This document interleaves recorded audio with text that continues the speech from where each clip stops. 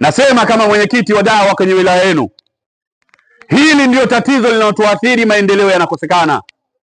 Na wakati mwingine farqa zinasababishwa na walimu tu wa madrasa.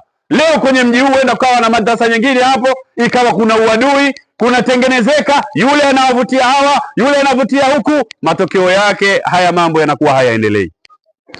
Assalamu alaikum wa rahmatullahi wa barakatuh.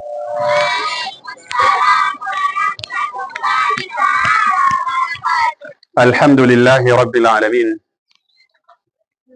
أمرنا باتباع كتابه وسنة رسوله صلى الله عليه وسلم فقال: اتبعوا ما أنزل إليكم من ربكم ولا تتبعوا من دونه أولياء قليلا ما تذكرون. وأشهد أن لا إله إلا الله وحده لا شريك له في ربوبيته وألوهيته وأسمائه وصفاته.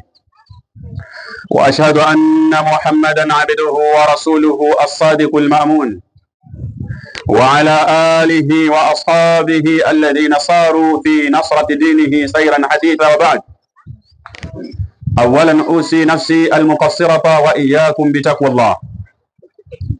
أما بعدكم حميد الله سبحانه وتعالى نكمتكي رحمة زيادة kiongozi wa umma huu mtume wetu Muhammad sallallahu alayhi wasallam. Ndugu zangu, la mwanzo niusie nafsi yangu yenye mapungufu katika kumcha Allah. Kadhalika niwausie nanyi ndugu zangu katika imani kushikamana na kumcha Allah subhanahu wa ta'ala. Kwani Allah tabaraka wa ta'ala ndio akasema, wa tilka aljannatu allati nurithu min ibadina, hiyo pepo muisikiayo watakaorithishwa waja wa Allah subhanahu wa ta'ala, watakaopata nafasi ya kuingia pepo hiyo katika waja wa Allah subhanahu wa ta'ala, wawe na sifa ya kumcha Allah tabaraka wa ta'ala. Kinyume ya hapo huwezi kupata kuingia katika pepo ya Allah tabaraka wa ta'ala. Kwa hiyo na wahusieni, ikiwa pepo haipatikani ila kwa kumcha Allah, basi nazihusia nafsi zenu na kuihusia nafsi yangu yenye mapungufu kumcha hasa Allah tabaraka wa ta'ala. Ndugu zangu, pia natoa shukrani ya kupata fursa hii, kwa sababu fursa hii ni ikram. Nimekirimiwa fursa hii kufikisha ujumbe kwa waumini, nami napenda kuitumia fursa hii bila kupoteza muda.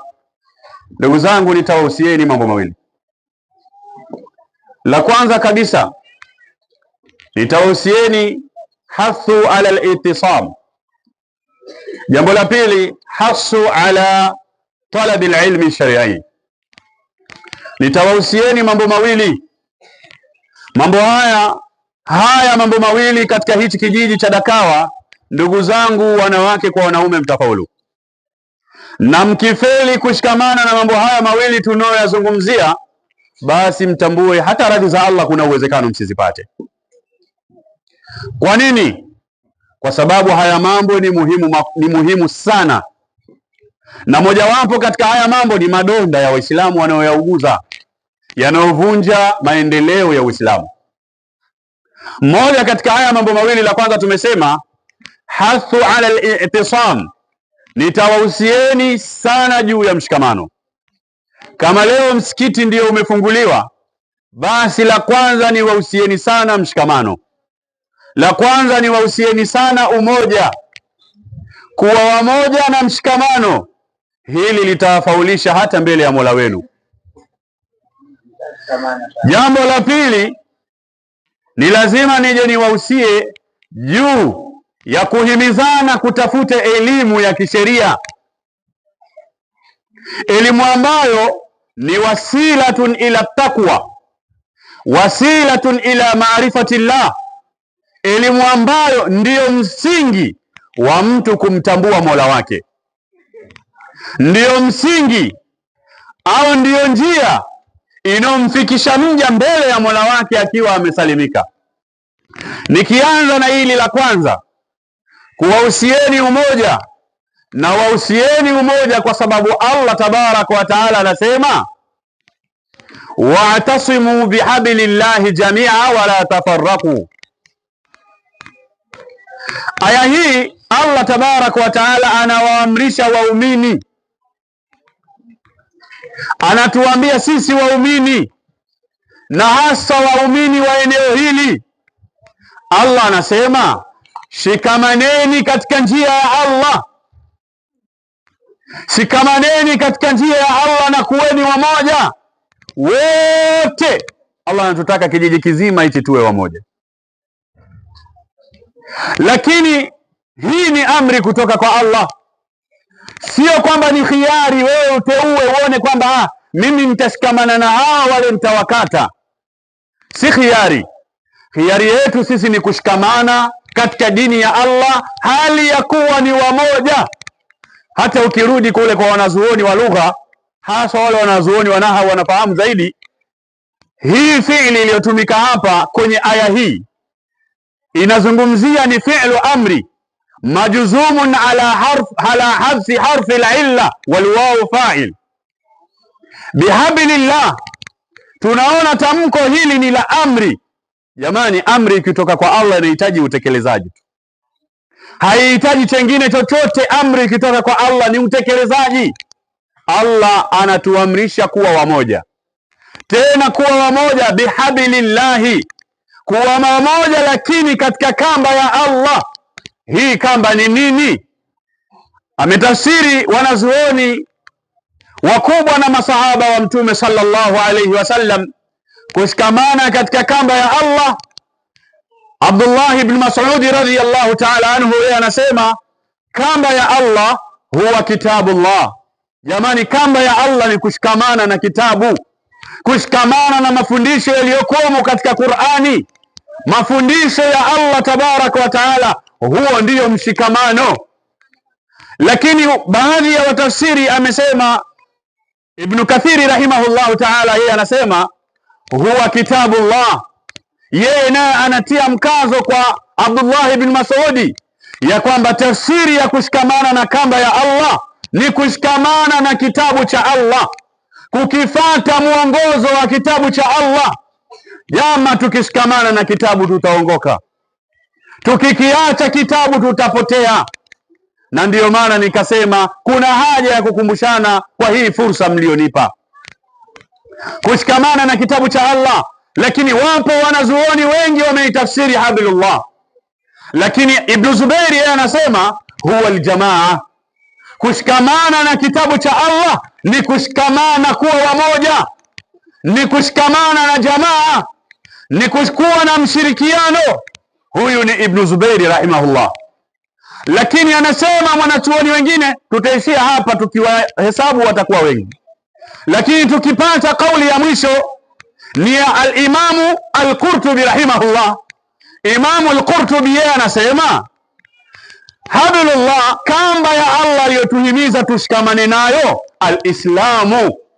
Ametuhimiza tushikamane na Uislamu, na wa kulluha haqqun, na hizi tafsiri zote ni haki, ni sawa. Sasa na wahusieni kuwa wamoja katika kitabu cha Allah, kuwa wamoja kuongozwa na kitabu cha Allah, kuwa wamoja katika umoja, kuwa na mshirikiano, lakini kuwa wamoja katika dini yetu ya Uislamu.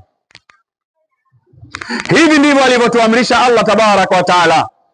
Lakini akasema wala tafarraku, na hili ndio donda, wala msifarikiane, wala msifarikiane, kuweni wamoja, msifarikiane.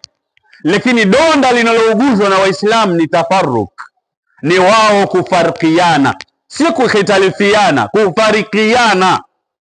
Waislamu hawakhtalifiani zama hizi, ila wanafarikiana.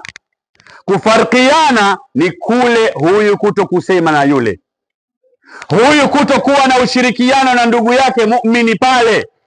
Huku ndiko kufarikiana katika dini, na leo tunaongoza kufarikiana. Allah tabaraka wa taala anasema wala tafarraku.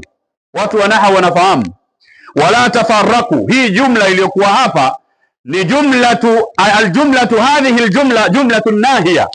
Hii jumla hapa ni ya makatazo. Kwa hiyo ni katazo kwa Allah kufarikiana. Twaweza kuhitalifiana, lakini hatupasi kufarikiana. Kuhitalifiana hakuwezi kuondoka ila kufarikiana ni katika yale tuliyokatazwa. Na wahusieni sana, donda hili watu wanaliuguza kila mahala. Leo mmefungua msikiti huu, msipokaa sawa mtafarikiana, umoja huu hatutaukuta. Msipokuwa sawa kusimama katika umoja, hawa tuliowaona, hii picha tulioona hata ya hawa wanafunzi, huenda mwalimu asiipate tena hii. Msipokuwa wamoja katika eneo hili, mkawa tayari kuueneza Uislamu na kuunyanyua Uislamu, basi Uislamu utazorota. Hatutokuwa na manufaa katika Uislamu, hatutonufaika. Kwa sababu ya nini? Ya kutokuwa wamoja. Kwa hiyo nawahusieni sana al-i'tisam. Jamani, shikamaneni. Sijui nani kawajengea au ni nguvu zenu wenyewe. Shikamaneni katika hili, kuweni wamoja. Mkipatwa na jambo, rudini katika kitabu cha Allah, rudini kwenye mafunzo ya mtume wake, na huu ndio umoja.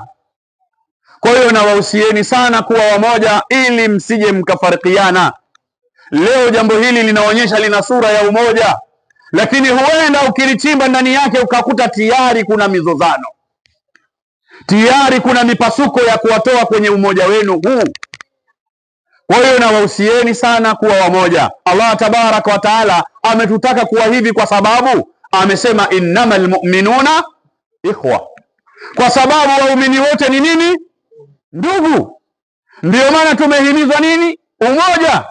Kuna faida pia ya kilugha hapa kwenye hii lakini siwezi kuichimba sana kwa sababu hapa imekuja kuzuia kazi ya inna.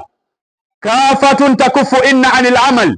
Lakini faida ya pili ya kilugha hapa ni ambayo ni adatu hasri, tufidu anna al-ukhuwata maksuratan bil mu'minin. Hii imekuja kutuonyesha sisi udugu wetu ni kwa waumini. Kama sisi ni waumini, hatupasi kutengana. Hii imekuja kudhibiti umoja wa udugu. Ndio maana katika upande wa lugha, kwa wanazuoni wanafahamu ya kwamba hii ni ambayo ni adatu hasri, ni ambayo ni chombo cha udhibiti. Ni chombo kimekuja hapa kwa kudhibiti. Kimedhibiti nini? Innamal mu'minuna ikhwa, waumini wote ni nini? Basi mmedhibitiwa na hii, msifarikiane. Lakini Allah anasema wala tafarraku, wala msije mkafarikiana, wala takunu kalladhina tafarraku, wala msije mkawa kama wale ambao waliofarikiana. Tukisoma historia za wale waliofarikiana, mwisho wao, marejeo yao ni motoni, ndugu zangu katika imani. Kwa hiyo tuwe na kawaida ya kusameheana na kunyooshana na kunasihiana katika mambo ya dini. Hatuwezi kukosa changamoto. Zikitokea changamoto zinazoharibu umoja wetu, tuwe na kawaida ya kunasihiana, tuwe na kawaida ya kuitana. Tusiwe na kawaida ya kutengeneza watu watatu wanamsema yule, watu wanne nao wanamsema huyu. Jamani, tutaharibikiwa. Jengo hili litakuwa halina sura tena. Sura ya jengo hili linataka umoja wenu, muingie humu mumwabudie Mola wenu. Lakini kama hamtozuia mpasuko, basi jengo hili litasaliwa na watu wachache. Na hivi tunavyozungumza, atakuja kusema yule shekhe alizungumza kana kwamba aliona, lakini ndivyo magonjwa yanavyowala Waislamu.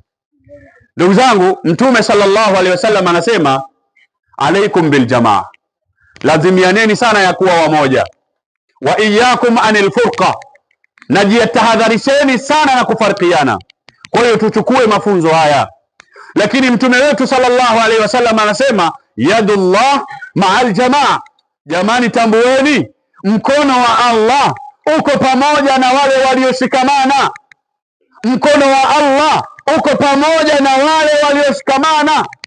Tukiwa tumeshikamana, baraka za Allah zitashuka, neema za Allah zitashuka, na maendeleo ya Uislamu yataonekana. Lakini kama hatutokuwa wamoja, hatutopiga hatua.